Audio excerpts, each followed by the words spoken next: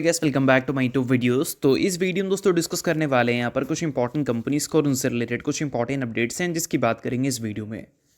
तो चलिए दोस्तों वीडियो की शुरुआत करते हैं। सबसे पहली कंपनी की बात करते हैं।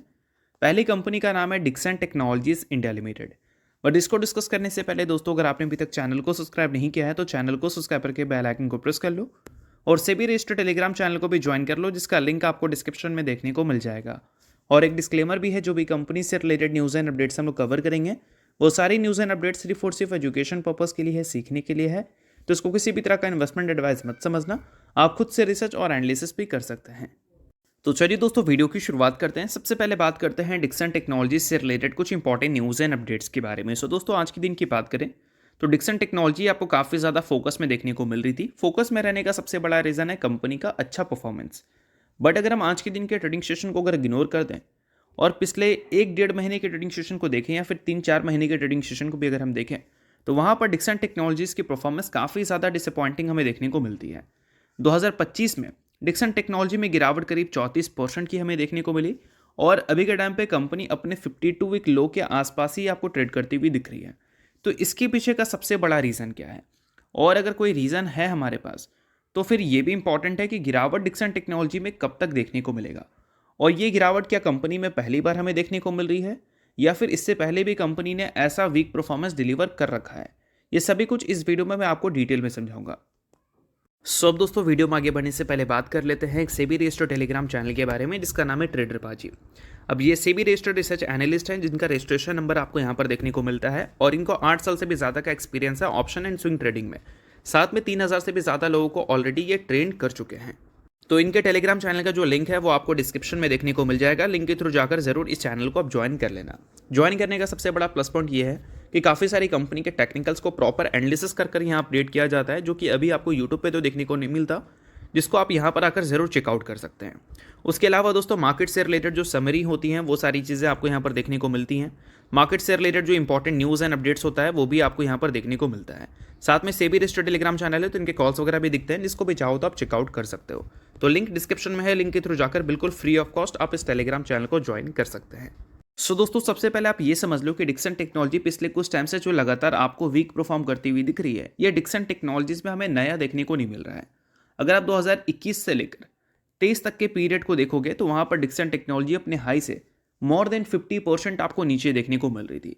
और उससे अगर हम कंपैरिजन करें अभी के टाइम पे तो 2025 में डिक्सन टेक्नोलॉजी सिर्फ आपको 34% ही नीचे देखने को मिल रही है। तो ऐसा नहीं है कि डिक्सन टेक्नोलॉजी हमें बहुत ज़्यादा शॉक कर दी है ये गिरावट से। ऐसा गिरावट कंपनी में पहले भी हुआ है, बट पहले गिरावट क्यों हुआ है और अभी गिरावट क्यों हो रहा है दोनों हमें पता होना चाहिए। तो देखो दोस्तों, पहले का गिरावट और अभी का गिरावट बहुत ज़्यादा अलग रीज़न से नहीं है। पहले भी कंपनी के नंबर्स काफ़ी इंप्रेसिव देखने को मिलते थे 2020 के बाद। उसके बाद क्या हुआ कि डिक्सन टेक्नोलॉजी में कंसर्न क्रिएट हुआ ग्रोथ का, और वही सेम चीज़ अभी भी क्रिएट हो रही है कि अभी कंपनी जिस पेस पे ग्रो कर रही थी अपने रेवेन्यू को 100% से, वो पेस पे अगले कुछ सालों में हो सकता है कि ग्रोथ रिपोर्ट करती हुई देखने को ना मिले। तो इसी वजह से मार्केट जो इस कंपनी को 100 से ऊपर की पी दे रखी थी, ऑब्वियस ही बात है कि वो पी को कंपनी जस्टिफाई नहीं कर पाएगी। तो इस वजह से जो लोग कंपनी में अच्छे खासे प्रॉफिट्स में थे वो प्रॉफिट बुक तो करेंगे कंपनी के ओवर वैल्यूएशंस को देखकर। तो वही सारी चीज़ें अभी के टाइम पे आपको डिक्सन में दिख रही है। और साथ में दोस्तों कुछ डेटा भी आप देख लो। देखो यहाँ पर मेंशन किया गया है CLSA की तरफ से एक इंपॉर्टेंट रिपोर्ट, जिसमें यह बताया गया है कि डिक्सन टेक्नोलॉजी 2026 के फाइनेंशियल ईयर में गाइडेंस को कट कर सकती है। ये कोई ऑफिशियल खबर नहीं है, डिक्सन टेक्नोलॉजी ने गाइडेंस कट कर दिया है ऐसी कोई न्यूज़ नहीं है, बट CLSA ने बताया है कि वार्न किया है, इनफैक्ट बोल सकते हैं कि 2026 के फाइनेंशियल ईयर के गाइडेंस में डिक्सन टेक्नोलॉजी कट करती हुई नजर आ सकती है। यानी कि जो कंपनी ने मान लो 20% की ग्रोथ गाइडेंस दी थी, हो सकता है कि कंपनी उसको कम कर 18% तक कर दे। तो वो सारी चीज़ें हैं। और डिक्सन टेक्नोलॉजी 2018 के बाद सबसे वर्स्ट ईयर आपको रिपोर्ट करती हुई दिख रही है अभी 2025 में। अब देखो दोस्तों, डेटा देखो, काफ़ी इंटरेस्टिंग डेटा मैं आपको दिखाऊंगा। 2018 में कंपनी ने पूरे साल में 51% की नेगेटिव परफॉर्मेंस डिलीवर किया था। 19 में, 20 में, 21 में ज़बरदस्त कंपनी ने परफॉर्मेंस दिया। उसके बाद अगर देखोगे तो 22 में कंपनी में गिरावट 29% की देखने को मिली थी, बट ये 29% का गिरावट 22 में हुआ था। बट 2021 के हाई से अगर आप देखोगे तो ये नंबर 29% का नहीं था, ये नंबर 50% से ज़्यादा का था। 23 में कंपनी ने कमबैक किया, 24 में भी कंपनी ने काफ़ी अच्छा परफॉर्मेंस किया, और 25 में अभी कंपनी में वही सिनेरियोज देखने को मिल रही है जो सिनेरियोज आपको 21 से 22 के पीरियड में देखने को मिली थी, इनफैक्ट 23 में भी देखने को मिला था। और दोस्तों ये सारी चीज़ें अगर अभी के टाइम पे महीने के हिसाब से देखें तो दिसंबर के महीने में डिक्सन टेक्नोलॉजी ने सबसे खराब परफॉर्मेंस किया, 19% की दिसंबर के महीने में गिरावट दिखी, अक्टूबर के महीने में 6%, नवंबर के महीने में 6%, अक्टूबर के महीने में 5%, सितंबर में 3% हुआ और अगस्त में 1% हमें देखने को मिला। तो यही सारी चीज़ें हैं, ग्रोथ कंसर्न है, इस वजह से डिक्सन टेक्नोलॉजी आपको पिटती हुई दिख रही है। बट सबसे इंपॉर्टेंट सवाल, क्या ये सारी जो चीज़ें हैं वो हमें आगे भी देखने को मिलेगी या फिर कब तक देखने को मिलेगी? तो देखो दोस्तों, सभी चीज़ होता है मार्केट के एस्टिमेट के बेसिस पे। मार्केट एस्टिमेट कर रही है मान लो इस कंपनी के रेवेन्यू से 20% ग्रोथ की, पहले कंपनी 80% की ग्रोथ रिपोर्ट कर रही थी।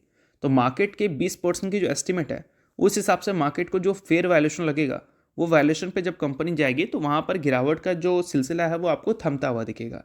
तो यही सारी चीज़ें आपको देखनी है कि कंपनी का वैल्यूएशन किस लेवल तक जा सकता है, और इसको कंपैरिजन सिंपली आप इस कंपनी के पीयर से भी कर सकते हैं, यानी कि जो कंपनी के कॉम्पिटिटर्स हैं उनसे। तो ये सारी चीज़ों को डेफिनेटली नोट करना क्योंकि काफ़ी इंपॉर्टेंट है। तो चलिए दोस्तों बात करते हैं अब अगली कंपनी के बारे में। सो अगली कंपनी का नाम है रिलायंस इंडस्ट्रीज लिमिटेड। सो दोस्तों अगर हम रिलायंस इंडस्ट्रीज की बात करें तो ये कंपनी से रिलेटेड कुछ ऐसी न्यूज़ निकल के आ रही थी जो कि काफ़ी ज़्यादा शॉकिंग था। इस वजह से पिछले कुछ टाइम में ये कंपनी की परफॉर्मेंस भी खराब देखने को मिल रही थी, बट आज के दिन अगर देखोगे तो परफॉर्मेंस कंपनी का काफ़ी सही देखने को मिल रहा है। बट दोस्तों क्या न्यूज़ हमें देखने को मिल रही थी जिस वजह से कंपनी फोकस में थी, उसकी बात करते हैं। तो देखो कोई ऑफिशियल खबर तो नहीं था, रिपोर्ट हमें सुनने को मिल रहा था। रिपोर्ट क्या था भाई? रिपोर्ट ये था कि गवर्नमेंट ने डिमांड किया है $30 बिलियन से भी ज़्यादा एज ए कंपनसेशन। किन से?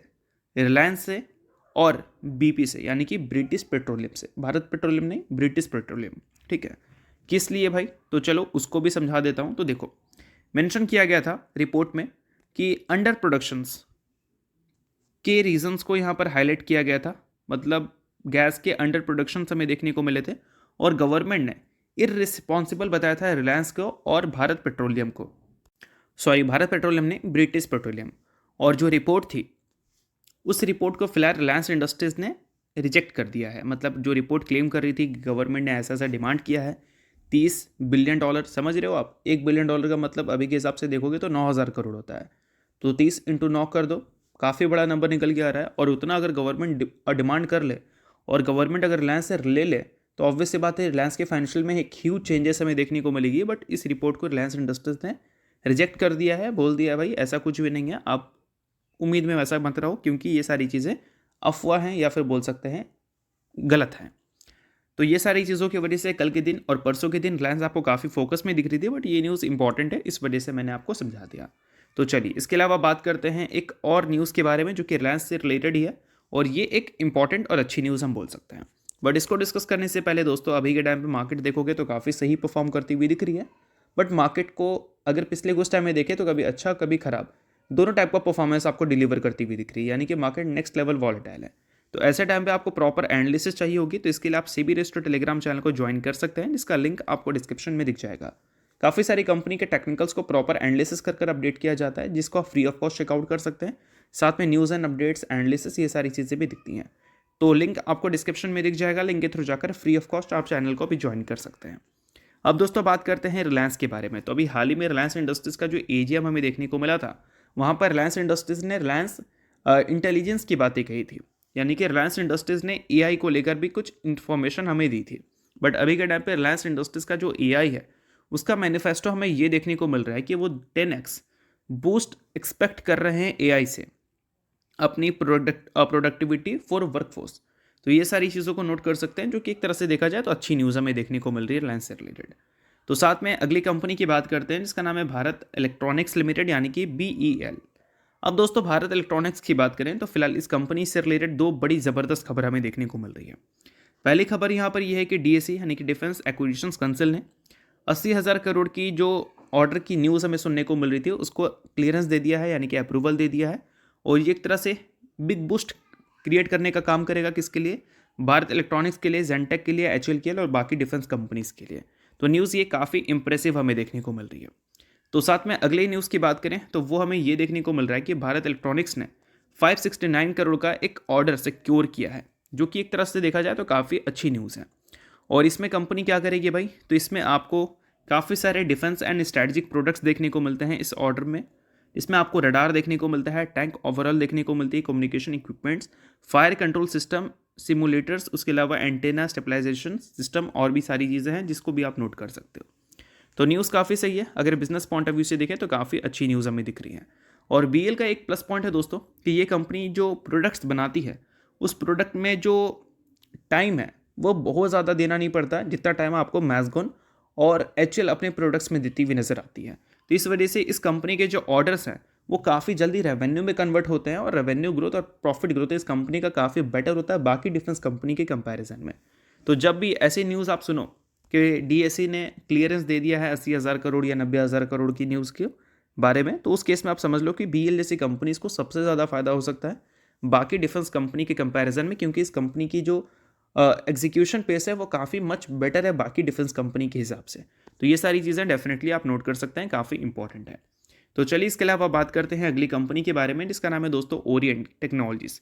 रिसेंटली कंपनी में काफ़ी मस्त तेज़ी आपको देखने को मिली क्योंकि कंपनी ने अनाउंसमेंट किया दोस्तों बोनस से रिलेटेड एक काफ़ी बड़ी खबर। फिलहाल कंपनी ने बता दिया है कि 1:10 की रेशो में वो बोनस इशू कर रहे हैं और उसकी अगर हम रिकॉर्ड डेट की बात करें तो वो कंपनी ने सेट कर दिया है 5 जनवरी का। सो अगर आप इस कंपनी के शेयर होल्डर हैं तो इस न्यूज़ को आप नोट कर लो। शेयर होल्डर नहीं हो आप इग्नोर कर सकते हो, न्यूज़ थी इस वजह से मैंने बता दिया, बाकी ये किसी भी तरह का रिकमेंडेशन नहीं है। तो होप करता हूँ ये वीडियो आपको अच्छा लगा होगा। चलो लाइक कीजिए, पहली बार सब्सक्राइब कीजिए। वीडियो के लिए बहुत बहुत शुक्रिया।